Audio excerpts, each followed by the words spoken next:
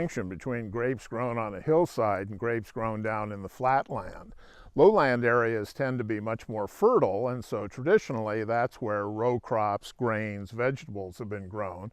Whereas on the hillside, you could grow vines because they're very vigorous, but they're going to be much smaller. In Napa Valley, very few bother to grow anything other than grapes, which allows us to see the difference between mountainside, benchland, and valley floor fruit. Clouds come in from the sea to the west. When they encounter the 2,400-foot Mayacamas range, they rise, condensing the water, which then falls as rain on the hillsides.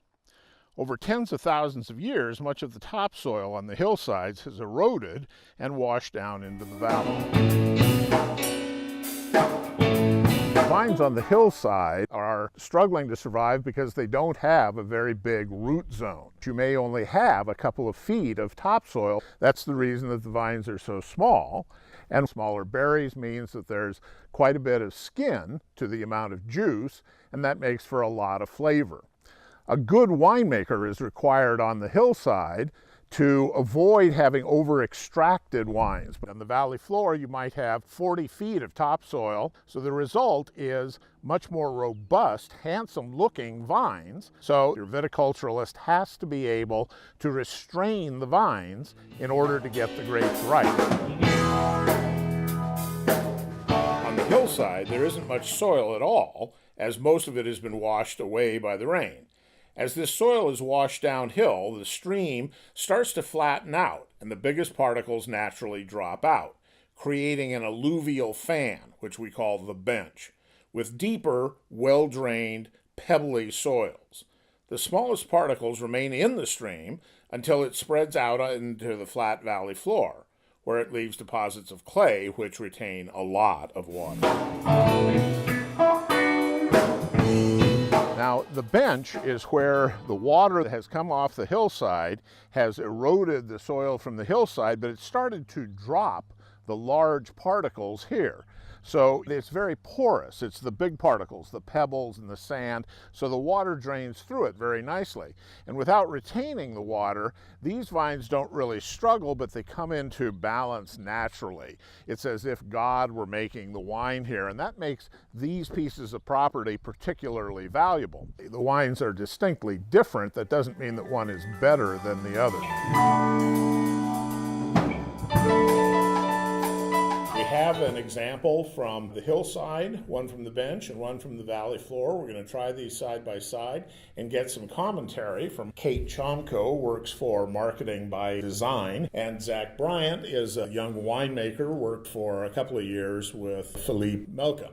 My notion when I try all three of them is that the small berries that you get up on the hillside do give you a wine that is a little bit more angular, a little bit more gritty, and that from the valley floor you get a little bit of that sort of green note that weaves itself through it, and the one from the bench just is rounder and more opulent. I think the valley floor tends to express a little bit more of the oak. It doesn't have as much intrinsic grape characteristics, whereas the hillside, you can actually see a little bit of a dehydrated fruit in there. So you could tell they were very intense, maybe even suffering from a little bit of water deficit. You have to be a good winemaker because it could very easily get away from you. If you were trying to get a lot of extract, it would make the wine just so hard that it would never resolve itself. Well, absolutely. And then the available water, you don't have that buffer zone where in the valley floor, the water generally is there through the growing season. But if you're trying to push it a little bit on the hillside and you get a heat spike, the vines won't have anything to suck up and the instant shrivel. I think the hillside has a little bit of roughness to it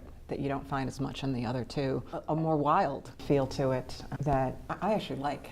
And I like it too, and I think if you were having a big hunk of red meat. I was just going to say, I think it makes it really food worthy. Do you agree that the one from the valley floor has a little bit of that sort of leafy, herbaceous, which I think of as Cabernet? Just a little less opulent. I think it's also interesting to take a look at the color. The valley floor is already fading a little more into the orangey spectrum, whereas the hillside has those vibrant purples still going on, which is indicative of larger skin to juice ratio. When we were out looking at vines, there was just a tremendous amount of leaf growth in the valley floor compared to what you get on the hillside. And then, of course, the bench is going to be so much more expensive.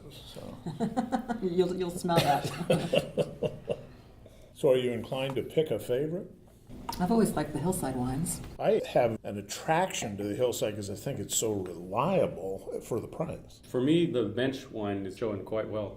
It's kind of got that nice balance of opulence, but a little bit more of the, the mineral or the terroir aspect. Do you think it's a little too soft? I get silky. Not necessarily soft, but very silky. I'd never object to it if I just had it by itself. But when I have it side by side with the other two, it just seems a little broad. So we wanted to give these Cabernets a try at an optimum drinking point. It's an interesting comparison, and frankly, I'm inclined to vote overwhelmingly for the older wines.